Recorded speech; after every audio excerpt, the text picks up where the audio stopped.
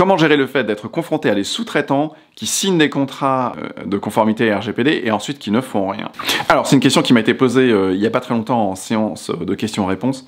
Comment gérer le fait que, voilà, aujourd'hui, on a beaucoup de sous-traitants qui font de la conformité d'apparat, où on a quelques mesures ici et là de conformité qui sont mises en place, mais globalement, on sait très bien que derrière, voilà, il n'y a pas de process qui soit vraiment bien mis en place, il n'y a pas une démarche de conformité réelle qui a été mise en œuvre, et donc il y a des problèmes latents qui sont très importants. Ça, c'est une question qui est assez récurrente. Alors, je voulais l'adresser en vous donnant quelques directions. La première, c'est que vous devez nécessairement analyser cette question au regard des risques, c'est-à-dire regarder quels sont les DCP qui sont traités par un sous-traitant. Alors, on sait tous aujourd'hui que pour être conforme, c'est vraiment conforme à 100%, c'est extrêmement complexe. Ce qu'on peut faire assez facilement, c'est réduire ces risques, mais on sait globalement que voilà, l'essentiel des sous-traitants, des éditeurs logiciels, il y en a très peu qui sont vraiment 100% conformes. Tout le monde dit on est conforme, mais la réalité c'est que on peut trouver des tonnes de choses, des tonnes de points de non-conformité assez rapidement. C'est pas tous des points de conformité qui sont critiques, et c'est ça où effectivement on regarde la réalité du terrain, c'est qu'il y a beaucoup de points de non-conformité qui sont pas forcément, c'est pas forcément la fin du monde, c'est une non-conformité, mais voilà, c'est gérable. Donc le premier exercice à faire, c'est de regarder quelle est la nature des traitements de données à caractère personnel qui sont mis en œuvre, et de regarder, voilà, quelle est l'étendue, on va dire, de la non-conformité. Jusqu'où, quel est le niveau de maturité de l'organisation. Est-ce que, par exemple, si c'est un éditeur de logiciels, et que l'éditeur logiciel a mis en place une démarche de conformité, et que vous savez que dans le temps, dans les 2-3 prochaines années, eh bien, ce sera bien mis en place et bien fait, il y a des équipes qui ont été bien formées, et donc il y a un travail assez rigoureux qui est fait à ce titre-là. Vous pouvez dire, ok, bon, ça y est, on progresse vers la conformité, et d'un autre côté, on a aussi des données à caractère personnel qui ne sont pas très sensibles, et donc, ok, la situation va se résoudre. Ok, donc ça c'est un premier niveau d'analyse.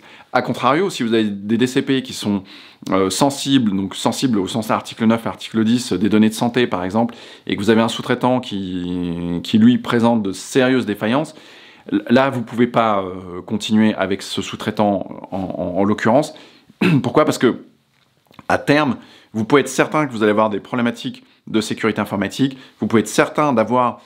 c'est juste une question de probabilité, hein. C'est que si vous laissez suffisamment de temps avec une situation avec des défaillances de sécurité, à un moment donné ou à un autre, vous êtes quasiment certain qu'il va y avoir un problème qui va arriver. Et donc, à partir de ce moment-là, là vraiment c'est votre responsabilité qui va être engagée. Et donc là vous ne pouvez pas vivre avec des sous-traitants qui sont pas du tout conformes sur des points qui sont assez importants. On a eu des exemples qui étaient hilarants dans des discussions que j'ai eues avec des personnes qui sont venues dans mes formations. Des personnes disaient voilà, on travaillait avec un sous-traitant, et le sous-traitant disait voilà, mais en fait la réglementation RGPD ça nous embête beaucoup, donc on va appeler la CNIL pour leur demander d'arrêter cette réglementation. Et donc voilà, on a des situations qui sont parfois ubuesques.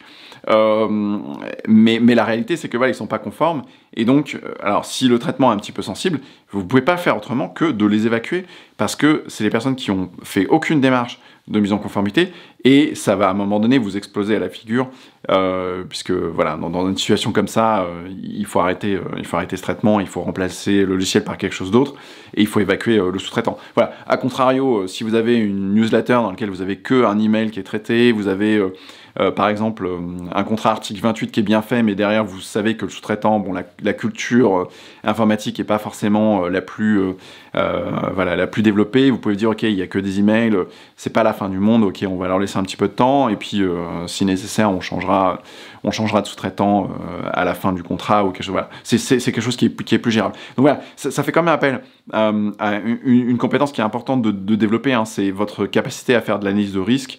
Et ça, la réalité, c'est que vous ne pouvez pas le faire sans avoir été formé, sans être passé par une formation, puisque vous allez voir quels sont les points de sensibilité, quelles sont les choses sur lesquelles vous pouvez faire de la gestion de risque et les choses sur lesquelles vous ne pouvez pas faire de la gestion de risque.